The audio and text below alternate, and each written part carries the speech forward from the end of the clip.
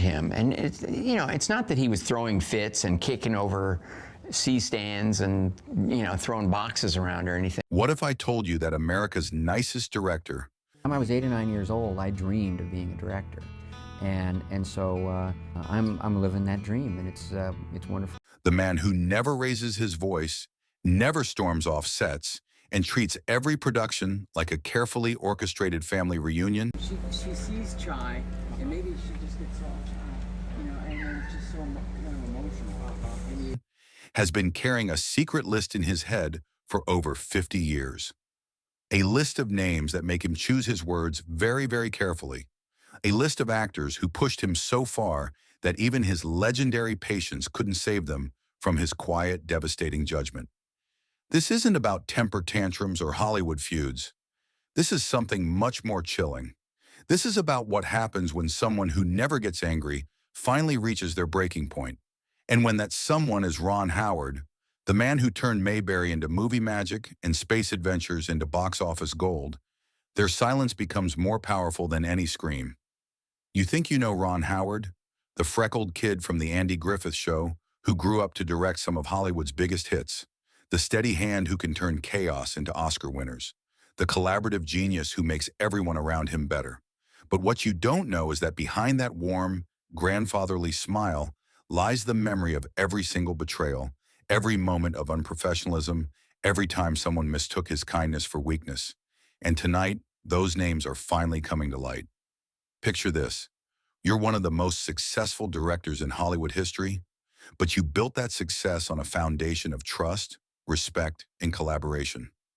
Your sets are known as havens of creativity, where actors feel safe to take risks and crews work like family.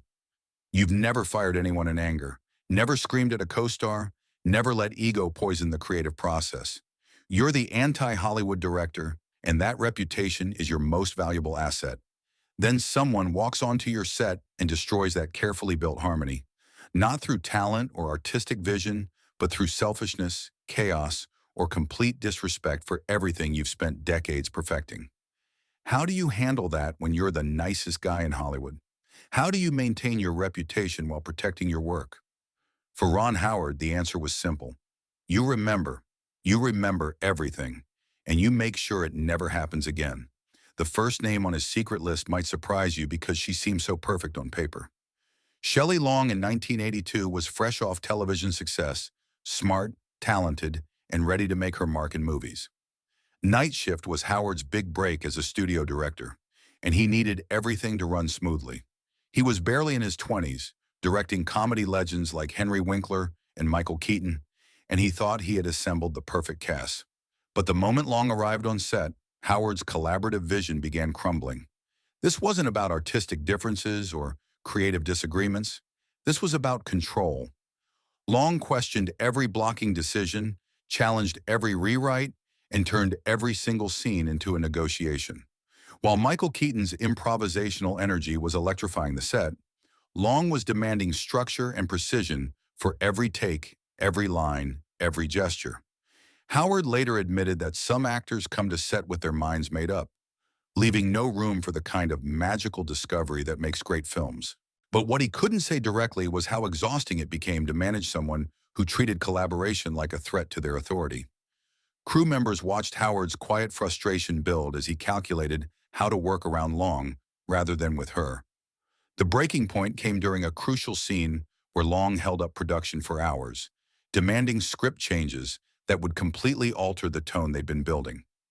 Howard never lost his temper, but something shifted. The warm, inclusive director who wanted everyone to thrive realized that some people were more interested in controlling the process than contributing to it. But if Shelley Long tested Howard's patience, then the second name on his list nearly broke it entirely. Tom Sizemore arrived on the set of Ransom in 1996, carrying a reputation that should have been a warning. Howard, who believed great performances came from actors who showed up with talent and discipline, found himself managing something he'd never encountered before. Pure, volcanic unpredictability. Sizemore was already building his legend for off-screen chaos. Drugs, alcohol, and erratic behavior followed him like storm clouds. But Howard, ever the optimist, thought his collaborative approach could channel that intensity into something powerful. Instead, he got lesson in damage control.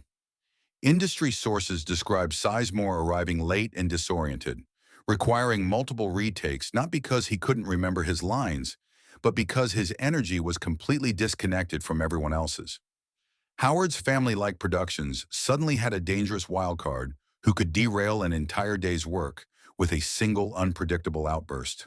The breaking point came during a pivotal scene when Sizemore's behavior became so erratic that Howard had to halt production entirely. For a director who prided himself on smooth, efficient shoots, it was a professional nightmare. But more than that, it was a betrayal of the trust that made his sets special. When Sizemore passed away in 2023, Howard issued no statement, no tribute. Sometimes professional forgiveness has its limits. But the third name on Howard's list carries the deepest wound because it came from the man who was supposed to be his mentor. Andy Griffith wasn't just Howard's co-star on The Andy Griffith Show. He was his surrogate father, his guide into the entertainment industry, his protector in a business that could destroy child actors. 6-year-old Ronnie Howard adored Sheriff Andy Taylor and believed that warmth and wisdom were real.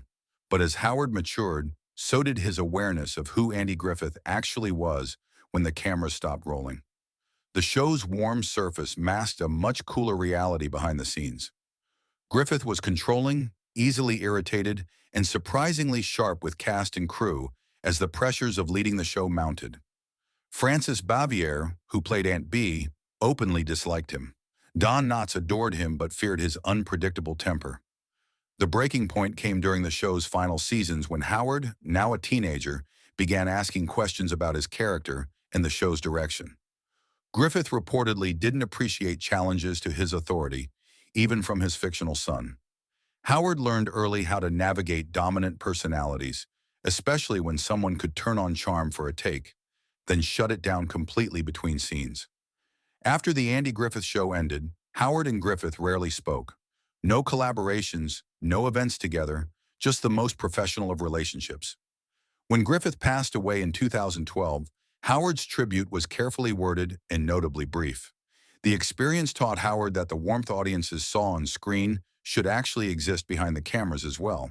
But the fourth name on his list proved that even Oscar-winning collaborations could leave lasting scars. Russell Crowe during A Beautiful Mind was supposed to be Howard's perfect leading man. Intense, committed, brilliant.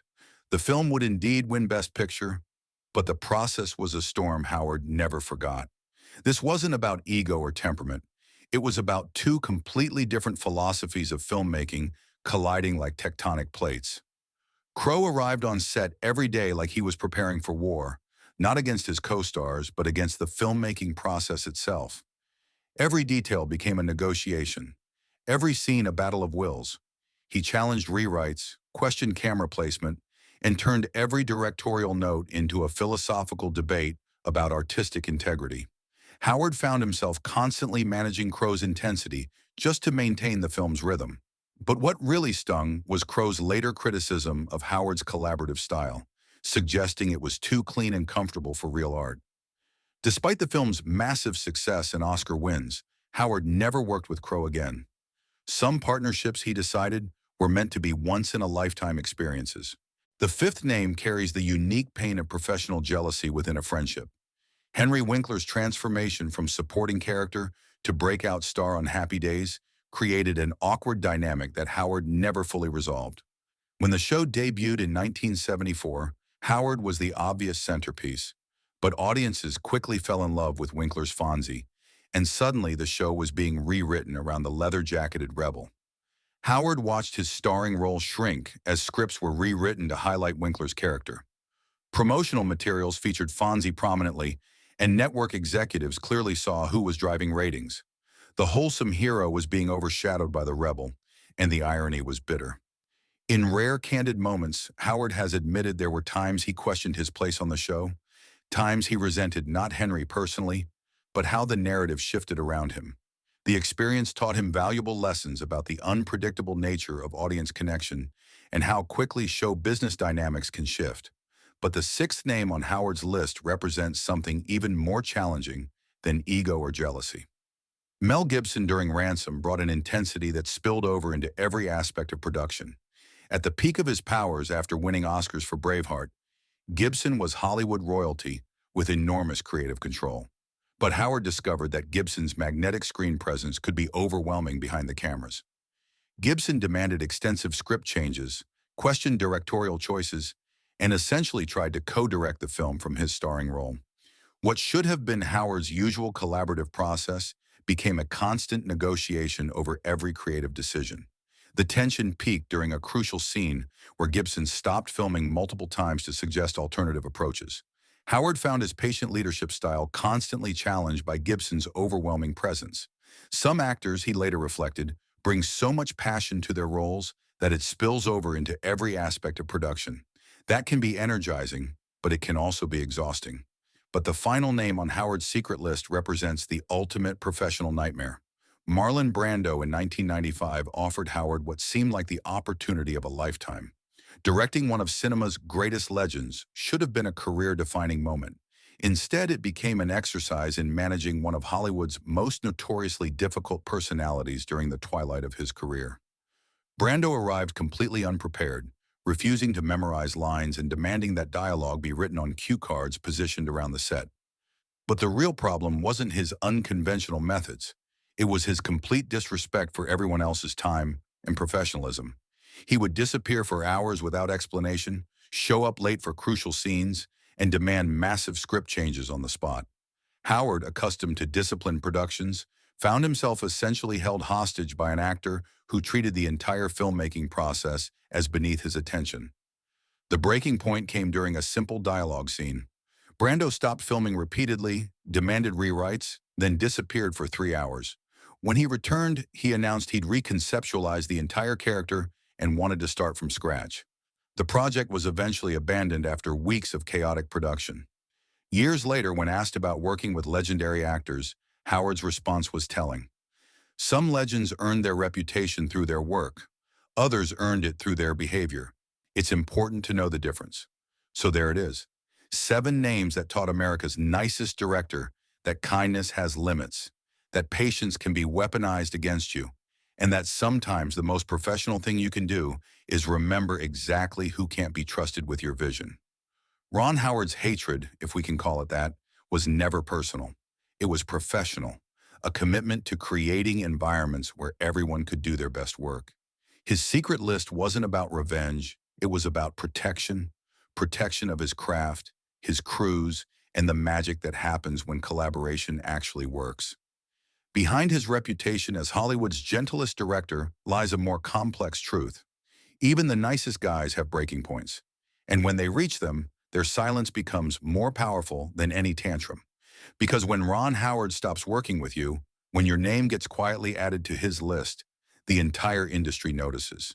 And that quiet judgment, that professional exile delivered with a smile and diplomatic words, might be the most devastating revenge of all.